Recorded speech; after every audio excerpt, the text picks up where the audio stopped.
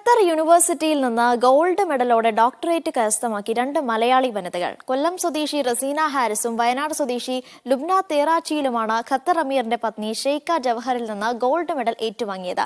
ഇരുവരും മീഡിയ വണ്ണിനൊപ്പം ചേരുകയാണ്. അവരുടെ വിശേഷങ്ങളിലേക്ക്. ഗവേഷണത്തിൽ ഖത്തർ അമീറിന്റെ പത്നി ഷെയ്ഖ ജവഹറിൽ നിന്നും ഗോൾഡ് മെഡൽ ഏറ്റുവാങ്ങിയ 2 പേരാണ് നമ്മളോടൊപ്പം ഉള്ളത്. ആദ്യം തന്നെ അഭിനന്ദനങ്ങൾ. നാട്ടിലെവിടെയാണ്?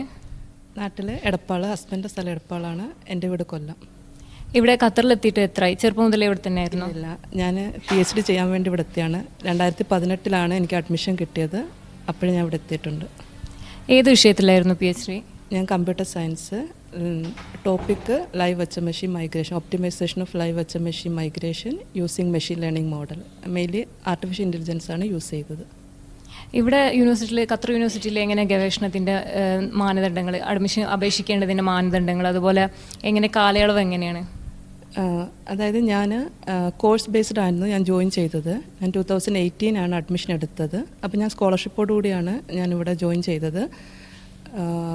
മിനിമം 6 ഇയേഴ്സ്, മാക്സിമം 6 ഇയേഴ്സ് ആണ്. നമുക്ക് മിനിമം 4 ഇയറിനുള്ളിൽ തീർക്കാം. പക്ഷേ 9 സബ്ജക്റ്റ് നമുക്ക് പഠിക്കാനുണ്ടായിരുന്നു. അപ്പോൾ ഏകദേശം ഒരു 2 ഇയർ സബ്ജക്റ്റ് പഠിക്കാൻ തന്നെ നമുക്ക് വേണ്ടി വന്നു.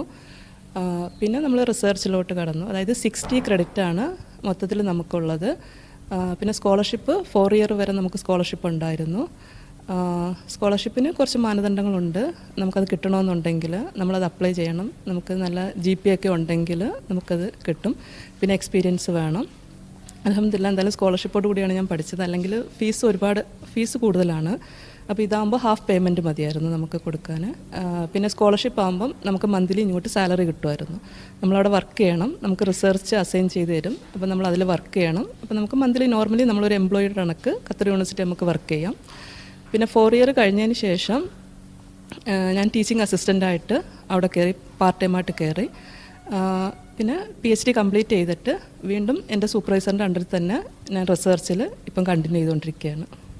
എങ്ങനെ ഫാമിലിയിൽ നിന്നുള്ള സപ്പോർട്ടൊക്കെ എങ്ങനെയായിരുന്നു? അതെ, ഫാമിലി സപ്പോർട്ടില്ലാണ്ട് നമുക്ക് എന്തായാലും പറ്റില്ലല്ലോ. മാരേജിന് ശേഷമാണ് ഞാൻ PhDക്ക് ജോയിൻ ചെയ്തത്.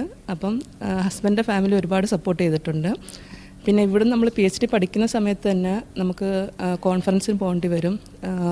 ആ സമയത്തൊക്കെ ഹസ്ബൻഡാണ്, കുട്ടികൾ അന്നൊക്കെ ചെറുതായിരുന്നു. ഞാൻ 2018 എന്ന് പറയുമ്പോൾ അവർ 1ാം ക്ലാസ്സിൽ, ഒരാൾ 1ാം ക്ലാസ്സിലായിരുന്നു പഠിച്ചു തുടങ്ങിയത്.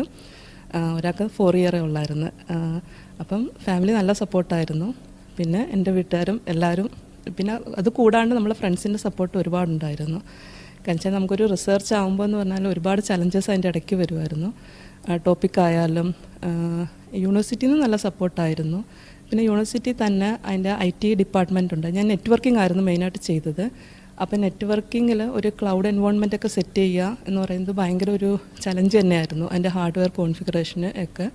അപ്പോൾ അവിടെ ITS ഡിപ്പാർട്ട്മെൻറ്റിൽ ഒരുപാട് ഹെൽപ്പ് ചെയ്തിട്ടുണ്ടായിരുന്നു. അപ്പോൾ അവരതിൻ്റെ എല്ലാ റിസോഴ്സും നമുക്ക് തന്നു.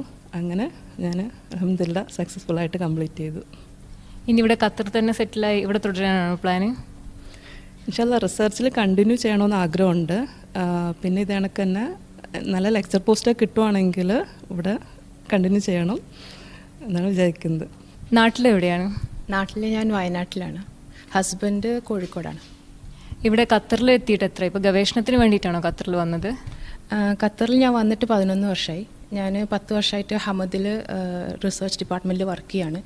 അങ്ങനെ ഒരു ഫെർദർ എന്താ പറയുക കരിയർ ഡെവലപ്മെൻറ്റ് എന്നുള്ള നിലയിലാണ് PhDക്ക് വേണ്ടി ജോയിൻ ചെയ്തത്. അതും സെയിം റിസർച്ച് തന്നെയാണ്. ഞാൻ ക്യാൻസർ റിസർച്ചിലാണ് എനിക്ക് PhD എടുത്തിരിക്കുന്നത്.